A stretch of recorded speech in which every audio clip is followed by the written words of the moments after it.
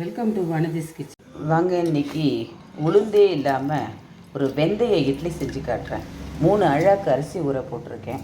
இட்லி அரிசி இல்லைன்னா சாப்பாட்டு புழுங்கல் அரிசி போட்டுக்கோங்க, எது வேணால் போட்டுக்கலாம். 1 அழாக்குக்கு 1 ஸ்பூன் வெந்தயம் கணக்கில் 3 ஸ்பூன் வெந்தயத்தை ஊற வச்சுருக்கேன். ரெண்டையும் ஒரு 4 ஹவர்ஸ் ஊற வச்சுருந்தேன்.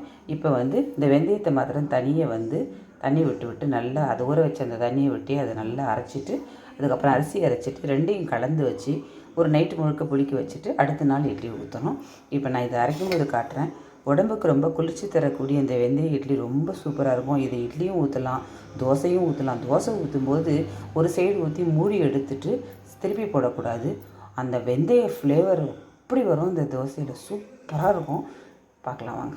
இந்த மாதிரி வெந்தயத்தை நல்லா அரைச்சிட்டு வந்துடுங்க. இங்கே பாருங்கள் எப்படி மழைன்னு மசிஞ்சிருக்கு பாருங்கள். நல்லா இன்னும் இதுவே கிரைண்டரில் போட்டு அரைச்சோம்னா இன்னும் நல்லா உளுந்து மாதிரி நல்லா பொங்கி வரும். இவ்வளவு வெந்தயம் போடுறமே ரொம்ப கசப்பாக இருக்குமோ அப்படின்னு எல்லாம் பயப்படவே வேண்டாம். கசப்பெல்லாம் சுத்தமாக தெரியாது.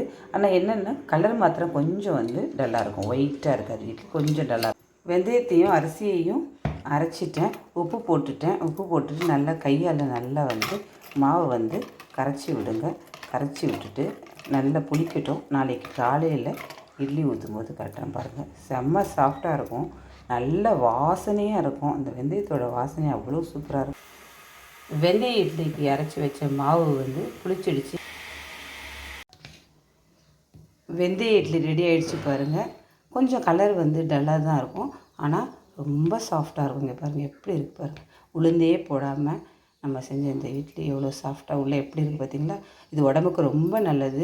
சுகர் பேஷண்ட்டுங்கள்லாம் இட்லி தோசை சாப்பிட்றதுக்கு யோசிப்பாங்க, அரிசி சாப்பிட்ணுமே.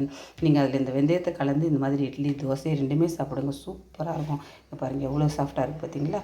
உளுந்தே கிடையாது, வெறும் அரிசியும் வெந்தயம் மாத்திரம்தான் போட்டு பண்ணியிருக்கோம். நல்ல ஒரு கார சட்னியோடு சாப்பிட்டு பாருங்கள், சூப்பராக இருக்கும். பிடிச்சதுனா லைக் பண்ணுங்கள், ஷேர் பண்ணுங்கள், சப்ஸ்கிரைப் பண்ணுங்கள். நன்றி, வணக்கம்.